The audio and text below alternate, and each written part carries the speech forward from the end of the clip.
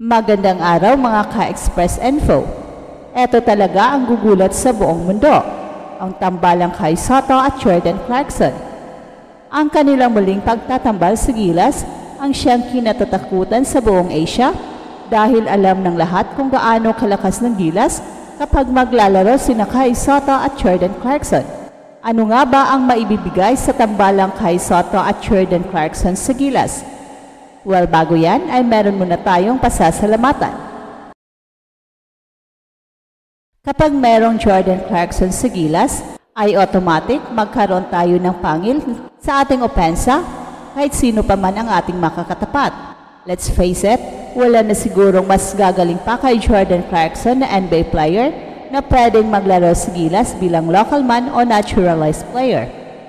Kahit sabihin pa ng iba, na mas lamang pa rin si Justin Brownlee in terms of team chemistry at familiarity at sistema ni Coach Tim Cone dahil siya ang resident import ng Barangay Ginebra na si Coach Tim Cone mismo ang coach ng team.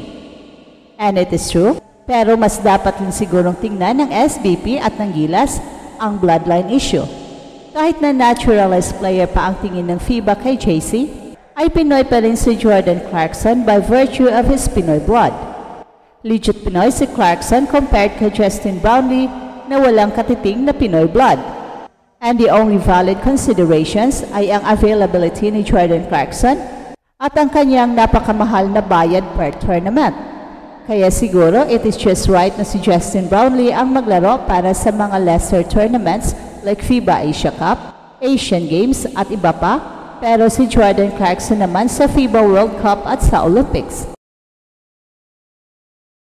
Well, I think it is just fair, pero nasa kay Coach Tim Cone pa rin ang final say, considering na napaka-importante para sa kanya ang sistema over changing of players.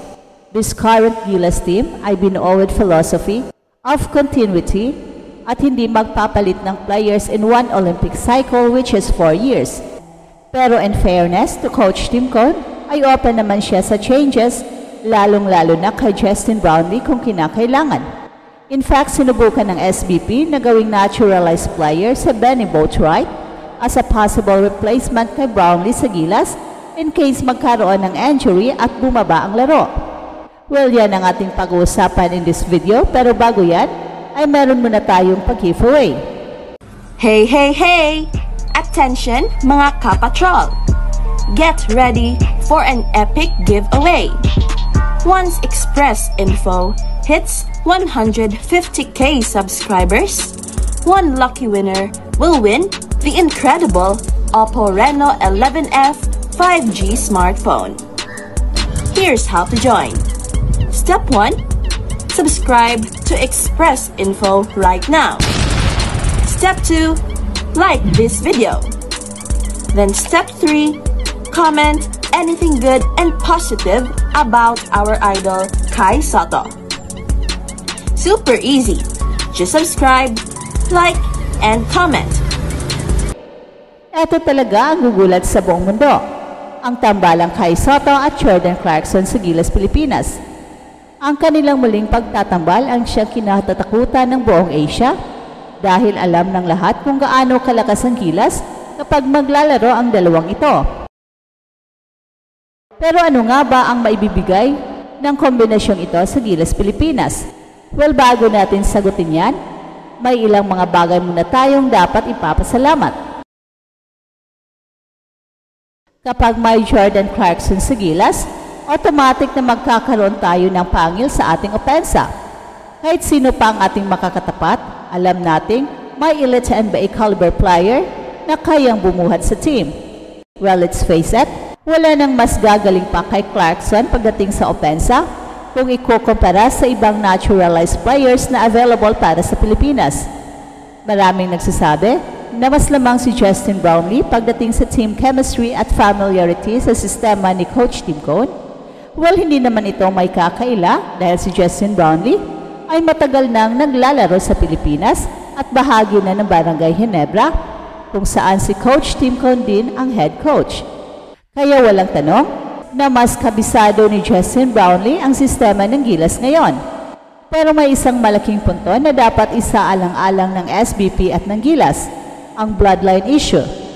Kahit na naturalized player ang tingin ng FIBA kay Clarkson, well, hindi may kakaila na siya isang tunay na Pinoy sa dugo. Legit Pinoy si Jordan Clarkson kung ikukumpara kay Justin Brownlee na wala kahit katiting na dugong Pinoy.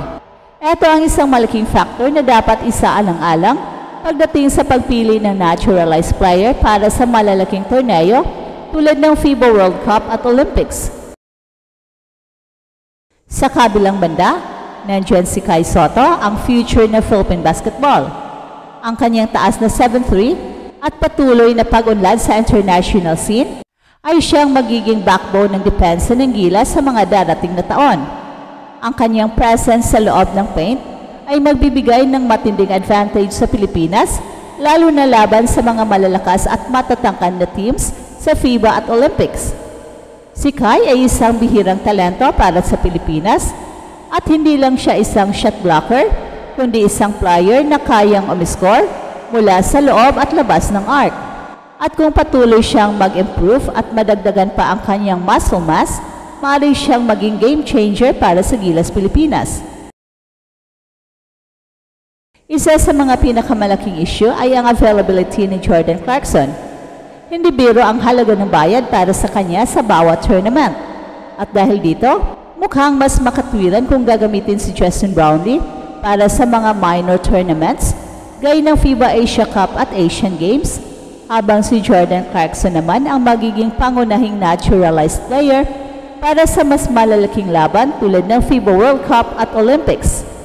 At sa ganitong paraan, mas makakapag-focus ang Gilas sa continuity ng kanilang sistema habang sinisiguro na may sapat na firepower ang team kapag talagang kinakailangan.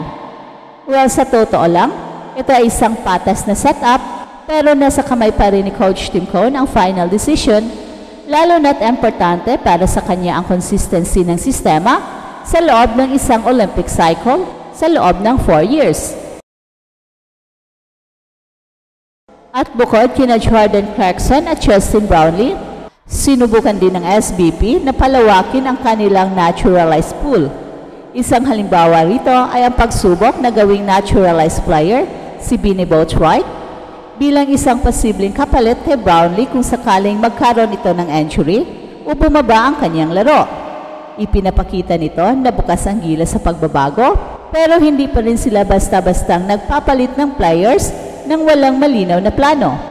Sa 2027 FIBA World Cup at 2028 LA Olympics, kailangang maging competitive ang Gilas Pilipinas.